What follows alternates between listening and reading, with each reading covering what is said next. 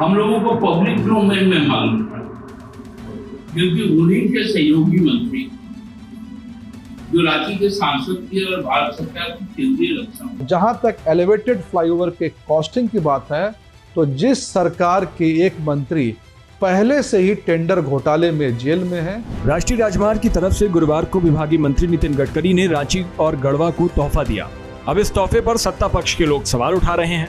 सवाल टोल को लेकर भी है और बजट को लेकर भी। आखिर क्या है इन सवालों के पीछे का राज, इस वीडियो में देखिए। गुरुवार को राष्ट्रीय राजमार्ग ने झारखंड को 2 बड़े तोहफे दिए और कई बड़े तोहफों की घोषणा खुद विभागीय मंत्री नितिन गडकरी ने की। 2 तोहफों में पहला गढ़वा बाईपास रोड और दूसरा रांची में रातू रोड एलिवेटेड पुल रहा। लेकिन अब सत्ता पक्ष के लोग इन दोनों को लेकर सवाल उठा रहे हैं। गढ़वा बाईपास को लेकर सवाल यह है कि वहां तो पहले से टोल की वसूली हो रही है, फिर उद्घाटन कैसा? तो दूसरी तरफ रांची एलिवेटेड पुल के बजट को लेकर झारखंड मुक्ति मोर्चा का आरोप है कि 400 करोड़ का बजट 558 करोड़ का कैसे हो गया? आखिर 158 करोड़ गया तो गया कहाँ? जो एलिवेटेड रोड बना,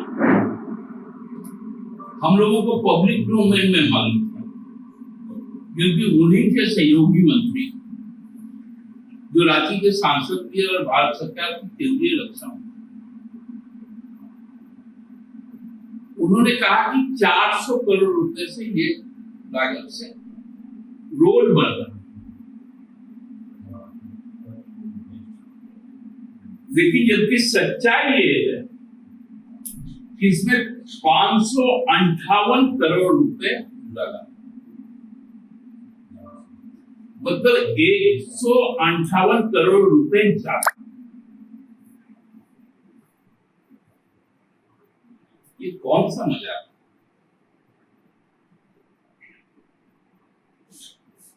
हम लोगों ने नहीं रोड़े। हेमंत जी के सरकार। उधर बीजेपी सत्ता पक्ष के इन आरोपों को पूरी तरह से खारिज करती है।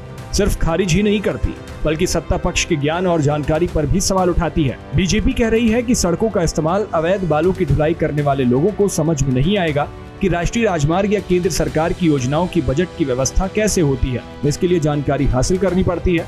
बीजेपी तो सत्ता पक्ष पर ही घोटाले के आरोप लगाती है और घोटालों की लिस्ट भी बताती है। देखिए, जिन लोगों को हाईवे पर खड़े होकर के बालू, पत्थर और कोयले से भरे ट्रकों से अवैध टोल वसूलने की आदत है, वो कभी भी एनएच द्वारा लीगल वैध टोल के मैकेनिज्म को नहीं समझ सकते। और जहां तक एलिवेटेड फ्लाईओवर के कॉस्टिंग की बात है, तो जिस सरकार के एक मंत्री पहले से ही टेंडर घोटाले में जेल में है, जिस सरकार ने बिना किसी टेंडर के फर्जी एलएनटी के कंपनी के अकाउंट में पैसे ट्रांसफर कर दिए, जिस सरकार पे यह आरोप है कि जल जीवन मिशन में एक ही कंप्यूटर के आईपी एड्रेस से टेंडर अपलोड किया जाता है, वैसी आईपी एड्रेस से कॉन्ट्रैक्टर द्वारा टेंडर अपलोड किया जाता है। यानी पूरे के पूरे टेंडर कमीशन के घोटालों में जो सरकार लिप्त है, उन्हें हमेशा हर चीज में घोटाला ही नजर आएगा।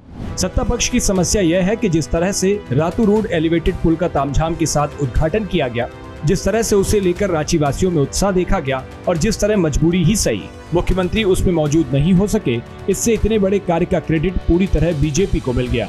दरअसल इस पूरे मामले में अंदरूनी बात यह है कि रातू रोड एलिवेटेड पुल का जो निर्माण हुआ, उसका उद्घाटन का पूरा क्रेडिट बीजेपी ले गई, जबकि राज्य सरकार ने जिन 2 पुलों का निर्माण किया उसका राज्य सरकार क्रेडिट ले गई, जेएमएम क्रेडिट ले गया।